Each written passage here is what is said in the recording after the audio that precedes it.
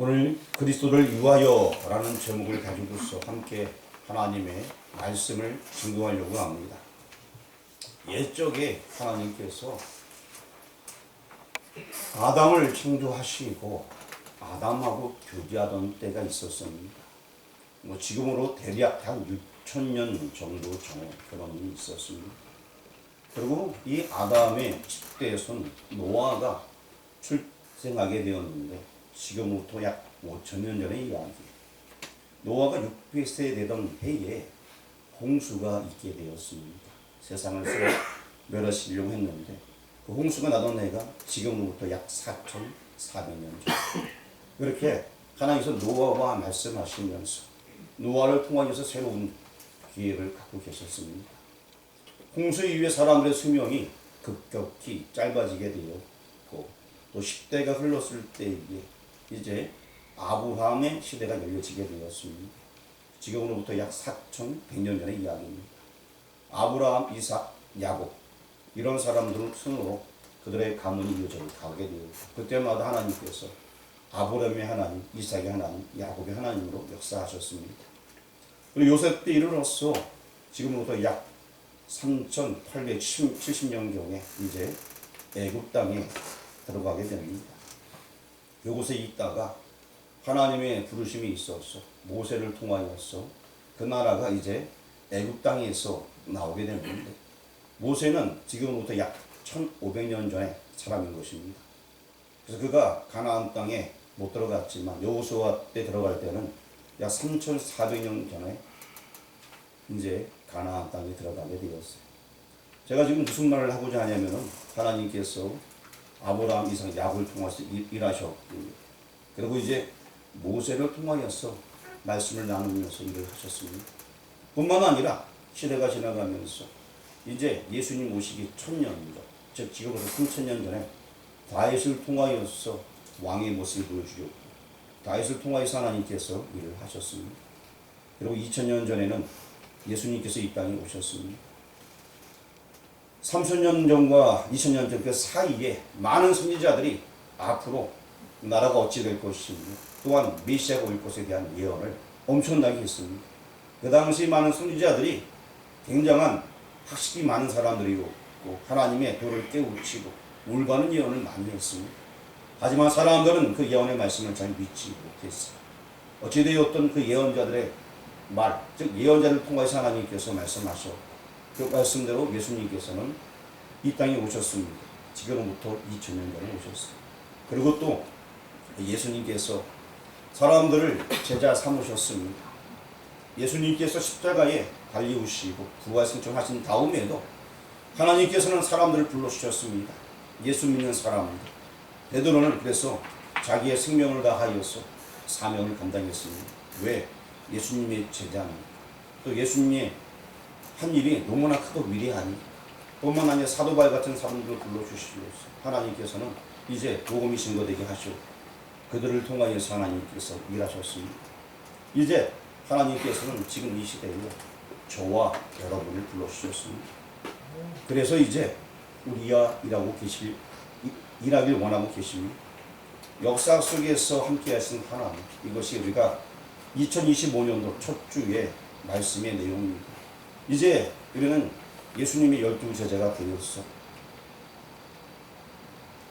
함께 전도하며 기도하며 나아가자라고 말씀을 드린 바가 있습니다. 그렇습니다.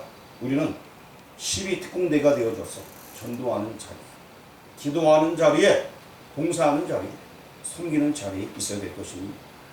예수님의 제자들이 생명을 걸고서 그 약속의 말씀을 붙잡고 복음을 지키고 전했습니다. 이제 우리가 그 일을 할 때가 되게 된 것입니다. 오늘 모세의 이야기가 나와 있는데 모세 역시 그 당시에 하나님의 부름을 받아서 하나님의 사람으로 쓰임을 받게 된 것입니다. 이제 우리 역시 시대는 다르지만 하나님께서 저와 여러분을 불러주셨습니다. 이제 우리 시대에 우리가 쓰임 받아야 될 것입니다. 그 첫 번째는 무엇이냐?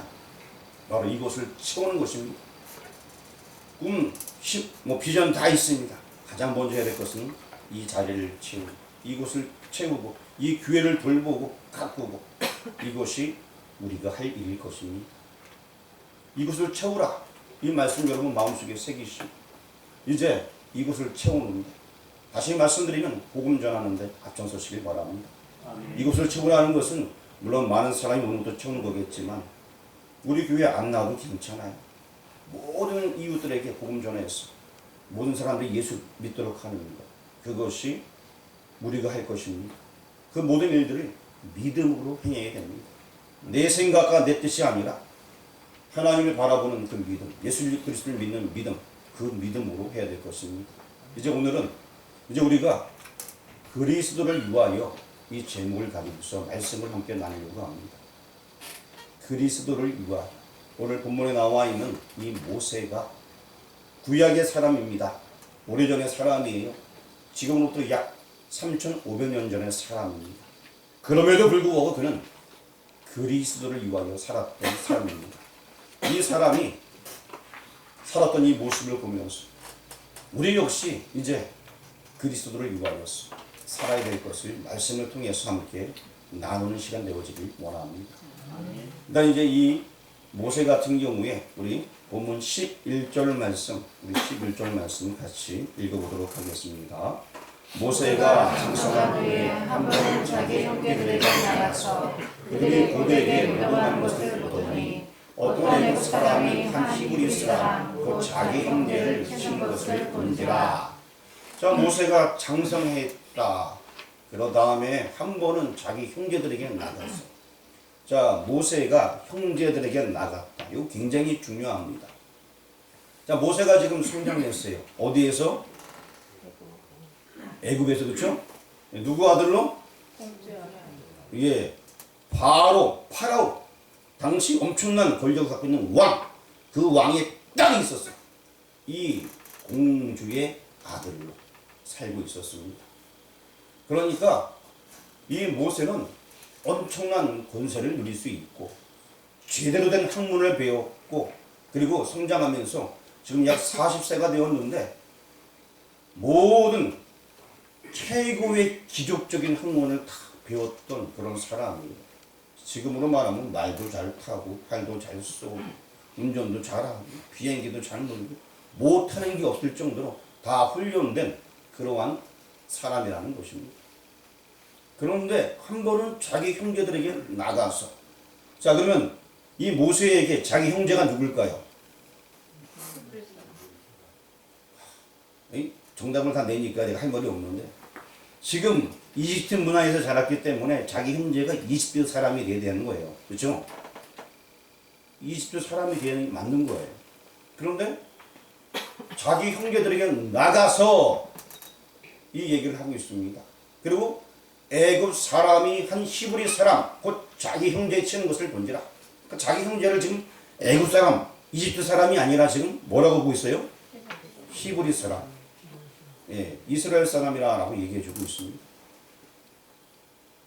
굉장히 중요한 거예요. 40년 동안 이 이집트 애굽 사람의 교육을 받게 되었는데 원래 이집트인데 이제 성경에는 애굽 이렇게 표현하고 있어요. 오래전에 번역이 된 거다 보니까. 자, 어쨌든 간에 지금 애굽 사람을 자기 민족으로 생각하지 않습니까?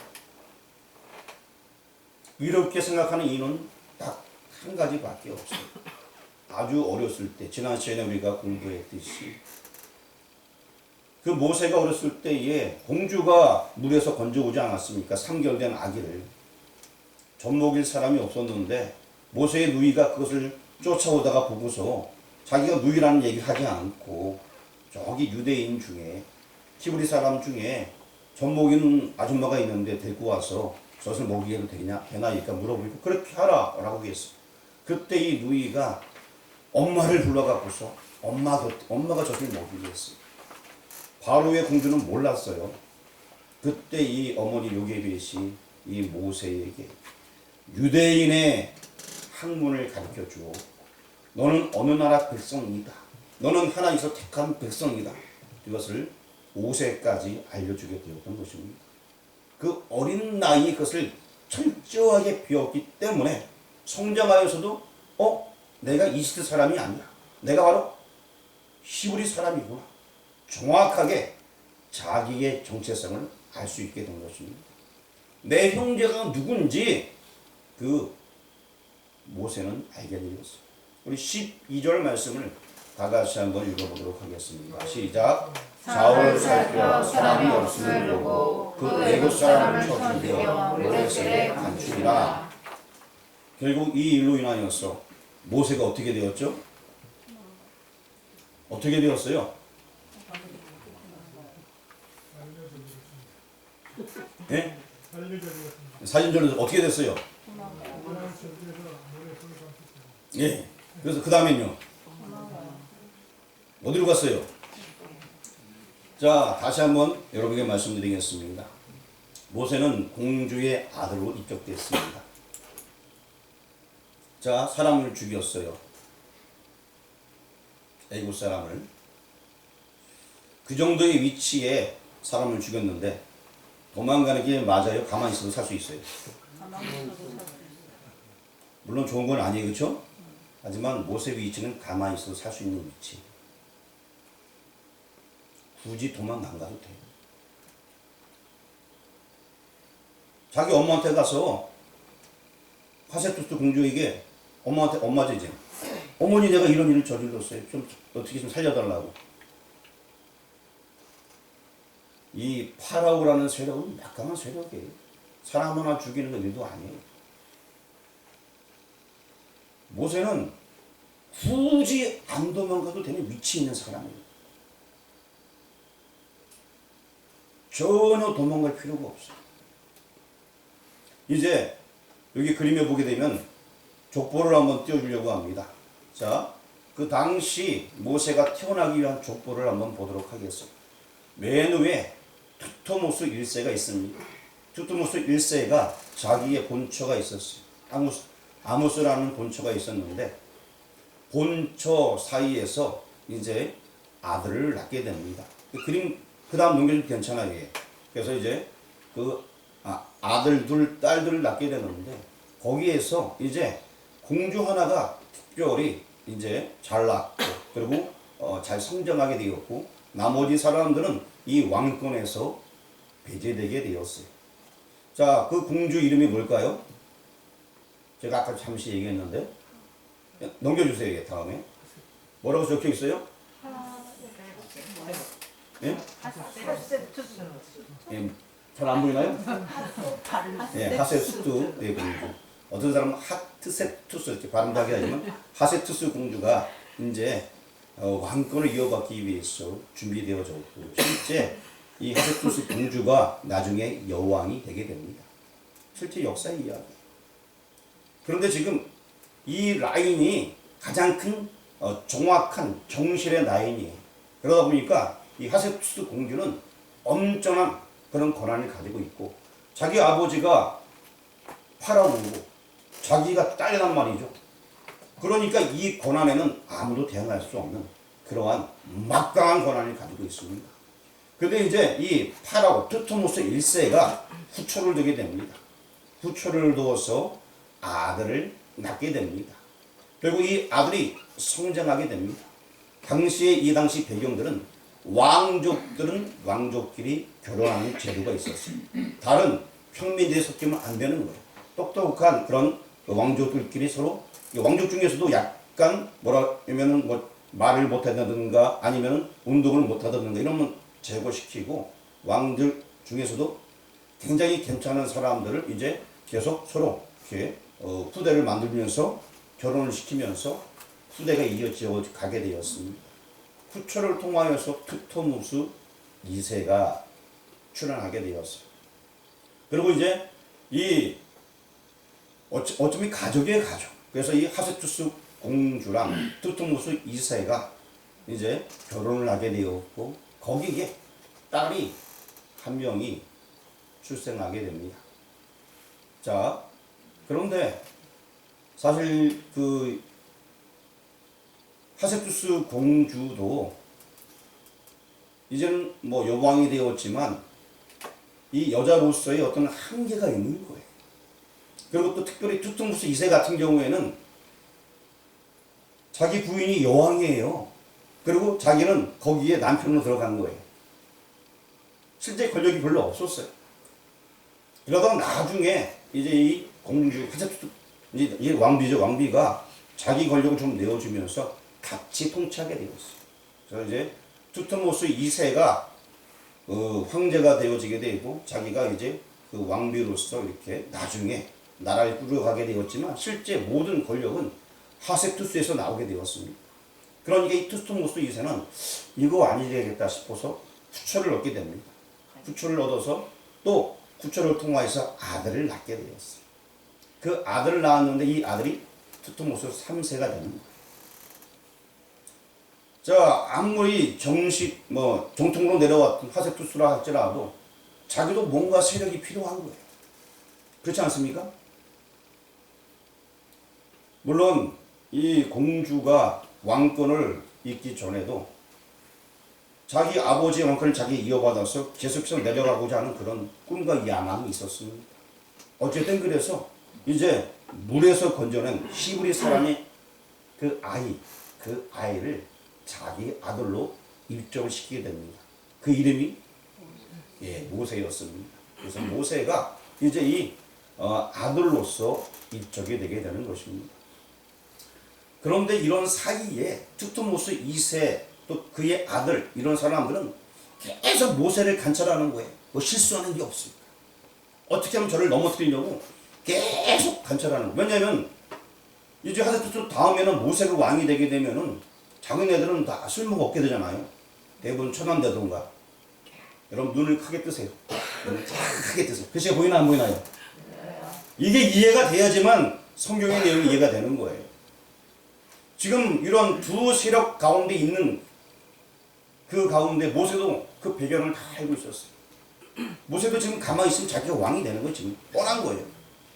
하세투스 이 공주의 권한이 이제는 왕비죠. 엄청나는 막강한 힘을 갖고 있었고 투트모스 2세가 있고 3세가 있었지만 그들은 아직 연약한 세력에 불과했습니다. 그러다 보니까 이 사이의 관계가 정적 관계로 발전하게 되는 것입니다. 그리고 하세투스 역시 투트모스 2세와 3세를 계속해서 견제를 하게 되었습니다. 다음 눌러주세요. 그래서 이제 모세와 투트모스 3세가 무슨 관계? 정적 관계. 이렇게 서로 대립하는 그런 관계가 되게 되었던 거예요. 그러니까 이 모세가 히브리 사람을 돕고 오히려 애굽 사람을 죽인 일, 이거를 꼬투리 잡고자 분명히 하였을 거예요. 지금 이 상황에서 배경하에서. 그렇다고 모세가 그 꼬투리 잡은 것 때문에 꼭 죽을 일은 아니에요. 지금 배경은. 하지만 이 모세는 그 모든 관계가 싫었던 거예요. 내가 가만히 여기 남아서 이 모든 왕권을 누리고 사는 것보다 나는 내 민족이 히브리 민족이니까 하나님께서 택한 민족이니까 내가 그 하나님 영광 위에 살겠다라고 그 모든 관계를 뛰어넘어서 뛰쳐나가게 된 거예요. 그게 도망갔다라는 내용이 그래서 나오는 거예요. 나는 이곳에서 남아서 왕도 아니 될 거고 저 투트모스 3세랑 싸워갖고 내가 이길 그것도 싫고 나는 이거 벗어나겠다. 내 민족, 난 내 민족으로 갈 거야. 근데 지금 내 민족으로 가게 되면 내 민족 구원받으니까 아예 다른 곳으로 튀어버리는 거예요. 그래서 미디안 강야로 가게 되는 거예요. 모세의 결정이 그러한 거예요. 자기가 누구인지 알고 있기 때문에. 내 백성이 어느 백성인지 알고 있기 때문에 나는 이 모든 걸 다 내려놓고 여러분 한번 생각해 보시길 바랍니다. 내가 가만히 있으면은 큰 권력을 갖는데 이거 다 떨치고 딴 데 갈 사람이 있어요? 물론 있을 수도 있겠죠. 우리 뭐 작년인가 재작년인가 어떤 분은 일당 150 준다는데 교회에서 예배를 드리는 분도 계신데 당연히 예배 드려야죠. 당연한 거 아닙니까? 일당 1000만 원 줘도 와서 교회 예배 드려야 되는 거예요. 당연한 거예요. 예배가 그만큼 중요합니다. 모세도 지금 그러한 하나님을 대한 엄청난 갈망한 마음이 있었던 거예요. 그동안 모세가 이집트의 학문을 받아 성장했지만 내 백성, 그 백성 형제를 돌아보고 그리고 그 자리를 피해서 정적들이 나를 괴롭히는 것도 귀찮고 내가 여기서 구차하게 변명내서 버티는 것도 싫고 나 왕 이거 포기하겠다. 그리고 떠나게 된 거예요. 실제적으로 이제 모세가 떠나게 되고 세월이 흘러서 하셉투스가 죽게 됩니다. 그러고 나서 투트모스 3세가 엄청난 그런 권한을 다 가져와요. 이 역사적으로 나와 있는 이야기입니다. 여러분 책을 보면 다 나와 있어요. 그래서 이제 투트모스 3세가 나중에 엄청난 권력을 갖게 되고, 그리고 그 왕권은 그 아들대로 이어지게 됩니다.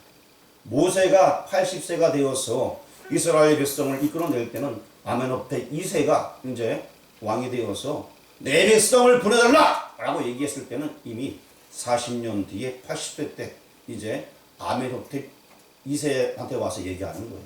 무슨 얘기인지 아시겠죠? 시대가 바뀌어서 이렇게 나중에는 흘러가면서 계속 이 바로 앞에, 성경에 보면 바로 앞에 나왔다 이 얘기가 아멘호테 2세예요, 나중에. 그래서 10가지 재앙이 임하게 된 것도 아멘호테 2세 때 모세가 이제 나아감으로 말미암아서 그런 재앙들이 일어나게 됐던 것입니다. 여기 역사적인 이야기입니다. 자, 다시 우리 성경으로 한번 돌아가려고 합니다. 성경에는 이 모세의 행동을 뭐라고 얘기하는지. 여러분 성경에 보면 사도행전에 스데반이 성령 충만하게 설교하는 모습이 있습니다. 그때 그 설교하는 내용 중에서 사도행전 7장 22절에 이런 말을 하는데 다 같이 한번 읽어보도록 하겠습니다. 모세가 애굽 사람의 모든 지혜를 배워 그의 말과 하는 일들이 응하더라. 애굽에서 성장했어요. 40년 동안 모든 학문을 다 배웠어요. 그리고 그 편안함 다 알고 있어요.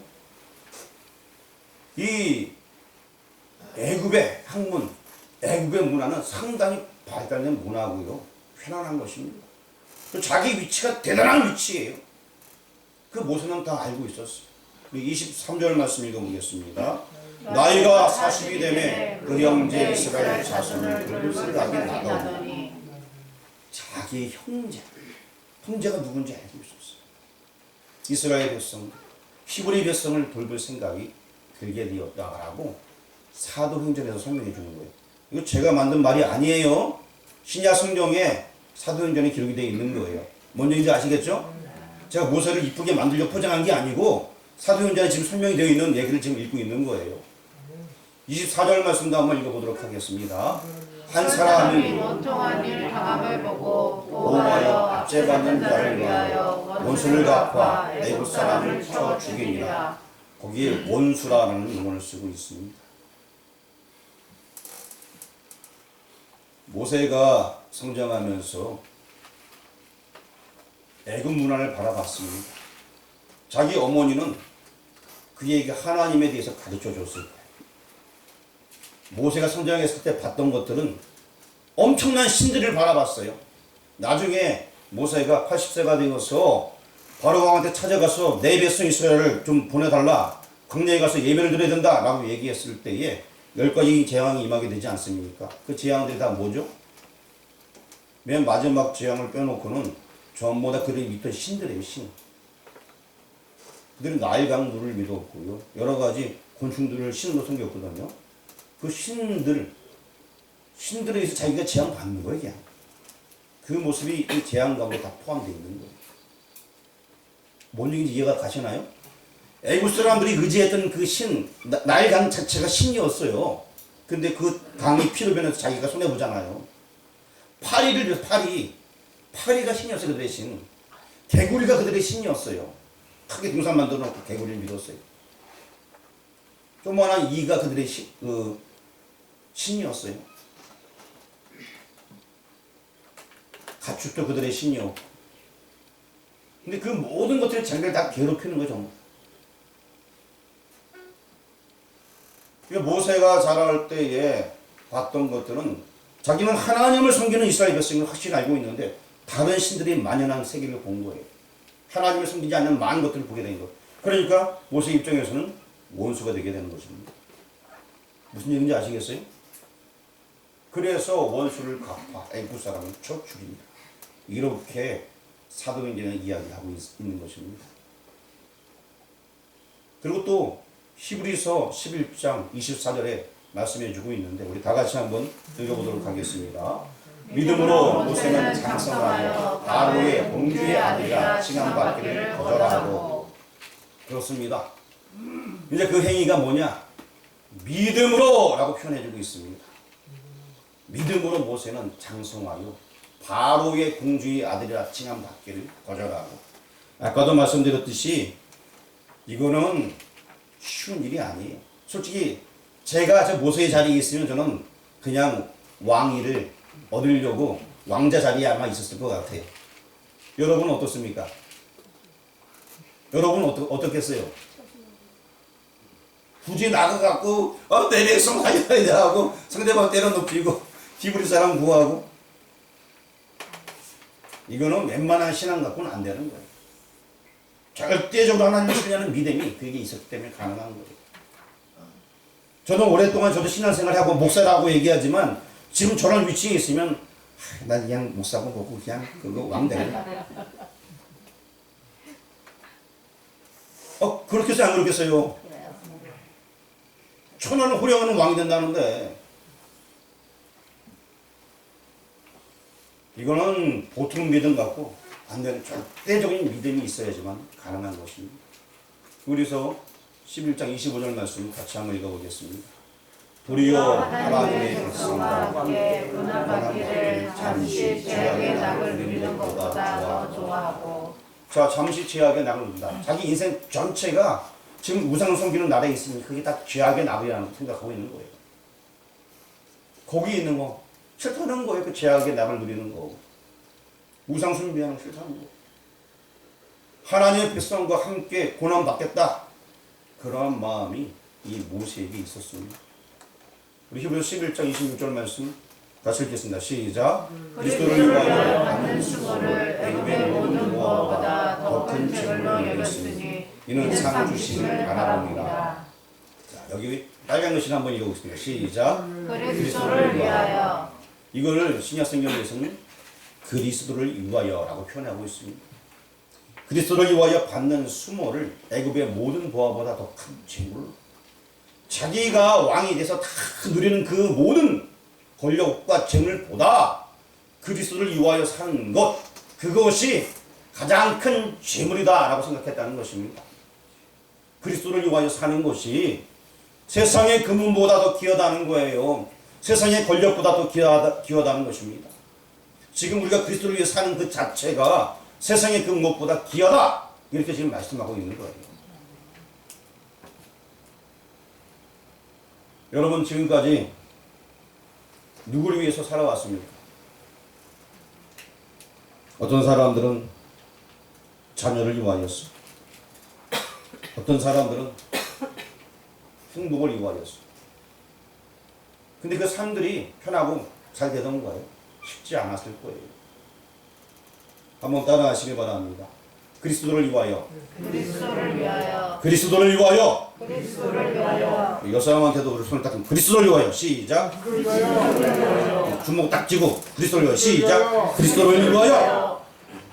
그리스도를 위하여 살아가시길 바랍니다. 아멘. 이제 그 다음에 이제 글씨가 뜨는 것들을 하나씩 읽어주시길 바랍니다. 1. 12명의 특공대. 우리 여기 모인 사람들은 예수님의 특공대가 되어야 됩니다. 복음 전하고 기도하고 섬기고 봉사하는 데 앞장서는 그런 특공대가 되어야 됩니다. 제가 번호를 크게 읽어주세요. 2. 이곳을 채우라. 이곳을 채우시기 바랍니다. 먼저 이곳을 아름답게 채우는 것. 우리 교회뿐만 아니라 모든 교회 다 우리가 다 채워지면 더 좋아요. 여러분 부산 가서도 복음 전하고, 미국 가서도 복음 전하고요, 서울 가서도 복음 전하고. 이곳을 채우라는 얘기는 하나님 나라를 채우라는 얘기예요. 이곳을 채우라. 작게는 우리 교회겠지만 결론적으로는 하나님 나라를 허정해 나가는 거예요. 자, 3. 믿음으로. 이것을 채우기 위해서는 믿음이 있어야 됩니다. 아까 믿음으로 모세는 이런 말씀이 히브리서 11장 24절에 있었습니다. 믿음으로요, 믿음. 자, 오늘 본문 4. 그리스도를 위하여. 누구를 위하여? 그리스도를 위하여. 그렇습니다. 그리스도를 위하여. 오늘 뭐 여러 가지 본문 속에 말씀이 많이 있는데 딱 한 가지만 기억하면 됩니다. 내가 사는 이유, 누구를 위하여? 그리스도를 위하여. 그거 하나만 기억하시면 됩니다.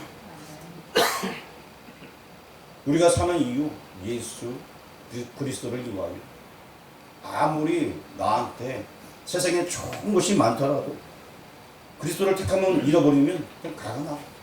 왜냐? 그리스도가 더 큰 재물이다 라고 히브리서 11장 26절에 말씀해 주고 있습니다. 그리스도를 위하여 사는 모두가 되길 주의 이름으로 축원합니다. 기도하겠습니다. 하나님 감사합니다.